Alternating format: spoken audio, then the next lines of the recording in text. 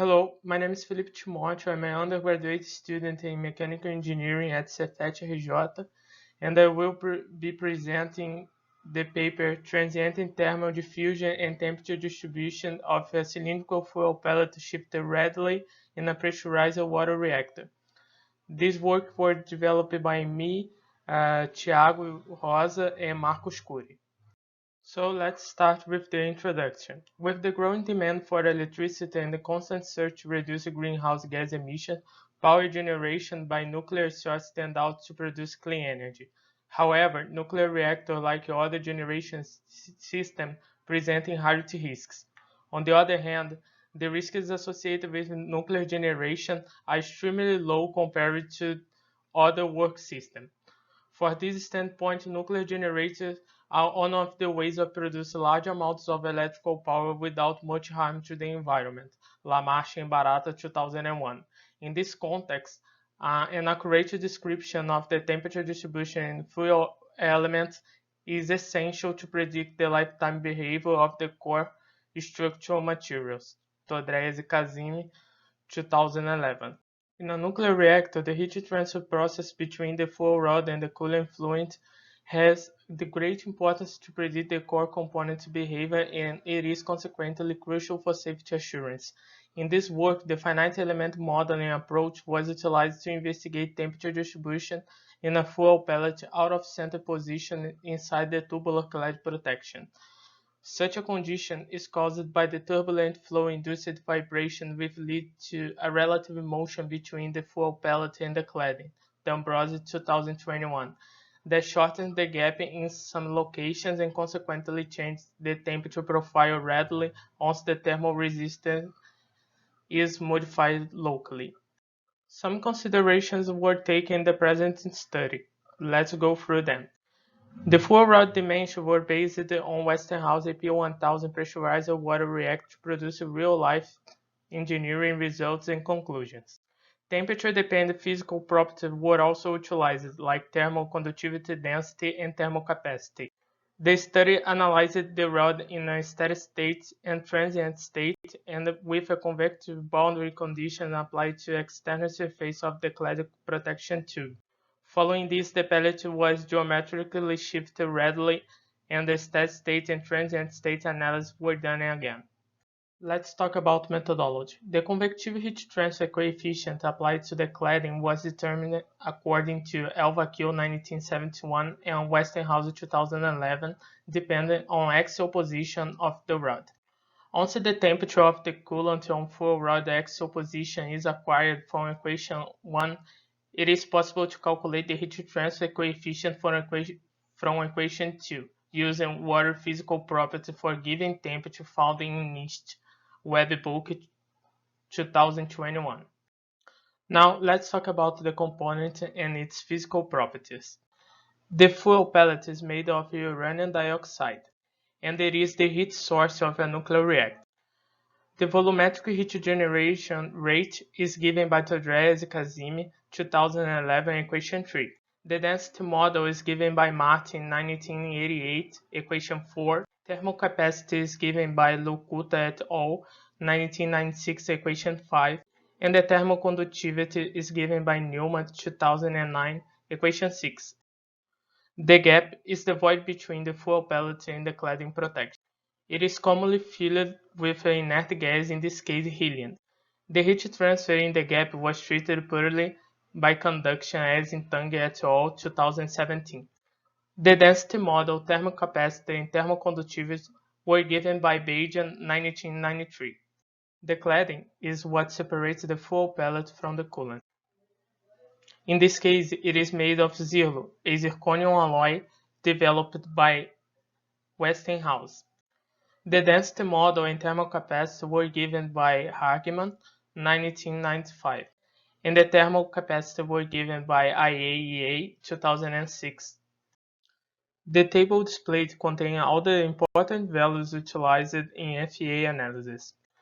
It is important to mention that two spots on the fuel rod were analyzed.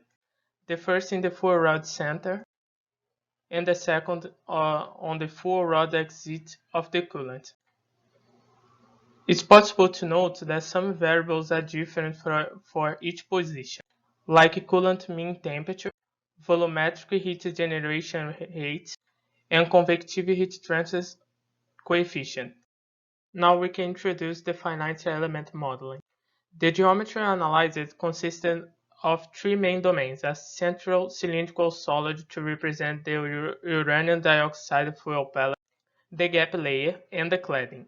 Each one can be seen in Figure A. When the pellet is centered, the physical problem is axisymmetric. Due to this fact, only 1/8 of the model is represented in order to save computer processing power. However, when the pellet is shifted radially, a model sliced in half is required since azimuthal symmetry is no longer present. These two models are represented by Figure B and Figure C. Now we can continue with results and discussion. Let's see the steady-state analysis results. The graphs on the screen shows the summarized results for the cases in which the pellet is centered and those where it has been shifted radially. The graph in Figure A shows the temperature profile for various shifted dimensions. It can be noted that on the left side of this graph, where the fuel becomes close to the cladding protection, the fuel wall temperature approximates to the temperature value on the cladding inner wall.